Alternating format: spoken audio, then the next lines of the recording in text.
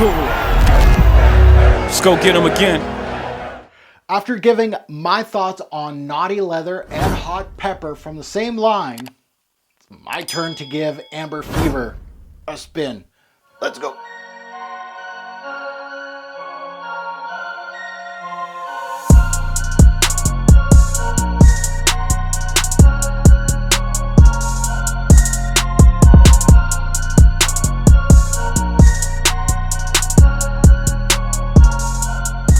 Fragrance family, welcome to the Revolver channel. I'm your host, Mark. This series, Pop the Cherry. This is where I pop the cork on a full bottle purchase, give you my initial thoughts. Wore this scent on my skin as my scent of the day for a few days, including today. Now it's time to give you my thoughts before it goes into the vault for a full-fledged review. Now on to our sponsor of the day, FragranceX.com. I did want to take the time to thank them for Amber Fever. You can get a bottle of this too on their site for really cheap. Actually, they got tons of Azzaro releases on their site.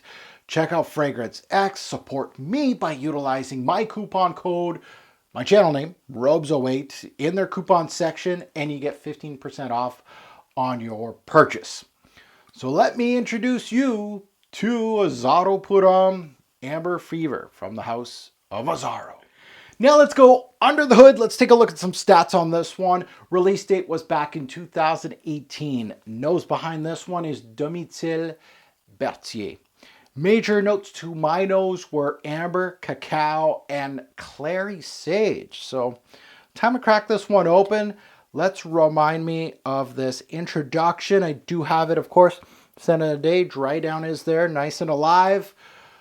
But let's try it on the back of my hand here and remind me of this fragrance. So this thing off the top is sweet, just like a lot of these Azzaro releases. It's warm and it does throw off some comfort to the user. So it is a very warm, comforting release, but it does have some sweetness to it. So it has some playfulness to the fragrance. So the introduction of Amber Fever. So this is the one that did get a hype train in our fragrance community. Out of the three that were released together, I understand why out of the three off the top, this one has a lot of promise. It starts off with an ambery glow with some sweetness and a small sprinkle of clary sage, which gives the scent a slight herbal, spicy touch. It kind of reminds me of the color of the graduate, the brown here.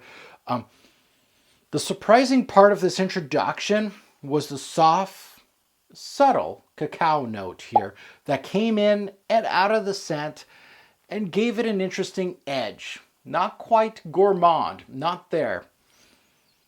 But it has that slight tendency that is more playful. It paired very well with the ambery glow. The amber itself, it's sweet. It won't stray away too much from the Azzaro quality. So don't expect fireworks here from the amber note. It's not a big syrupy, ambery fragrance that we come to love, but it's decent comparing it to other $30 ambers. Yeah, I can give it that. Now on to the dry down. The dry down shows more of the same, as this scent is linear. It doesn't move much at all. The theme does not move. To be frank, the only thing you lose is the clary sage with time. It did feel sweeter the longer it stays on skin. The cacao note here went a little powdery, so it gives the scent a warming quality with the amber.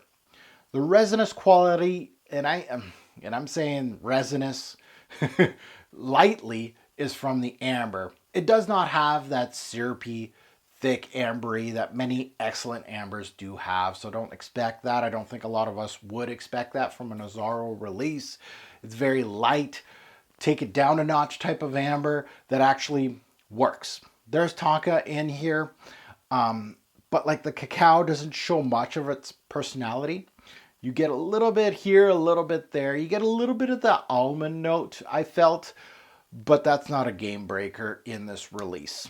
Overall, blend is on point for Amber Fever. Quality is a tad superior than most Azzaros that I've smelt in my journey, so I gotta give it that. Now let's get into the Revolver, where I talk about seasons, day, night, versatility, and performance. Let's start with seasons. I feel like best season for this one, of course, is fall. Spring nights, you could pull this off. Maybe even summer nights, a cooler summer night. Perfect for that. Day or night, kind of said it right there. It's more of a nighttime scent for me. I feel it's a little too playful for the office or school, things like that. I think it's more of a date night or casual wear at night. Versatility, fairly average on this one. I don't think it's high or low. I think it's right in the middle. Performance-wise, longevity was 6 to 8 hours, which is pretty good. Projection was below average, and that's, again, what you expect from this brand right here. At most of their releases, that's where you're going to get, and that's what you pay for, is below performance in regards to some of their releases. Especially the darker ones, you want more oomph. So on to my final thoughts on Amber Fever. So overall, Amber Fever is the best from the trio that I've smelt by a far margin. We can't kid ourselves here, and it's still an Azzaro release, but as much hype that this thing gets, do I feel it's worth a hype?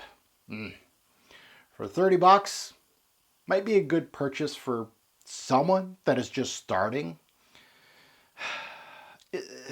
Is it a huge standout? No. Quality, is it there? It's not. You aren't missing much if you pass on this, especially if you're deep in this hobby. You may have tons of fragrances that kind of do this type of thing. So this is going to perhaps even collect dust. To the ones that do like this, I see what you see out of this release. And I can see why this would get more love out of the mainstream audience out there.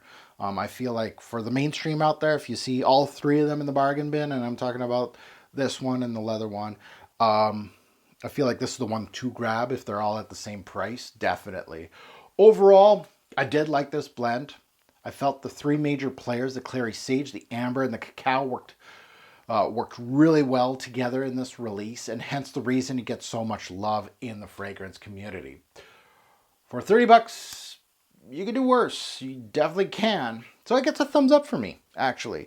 Again, you just temper what you're going to expect from a release and where you are in your journey. That's all it is.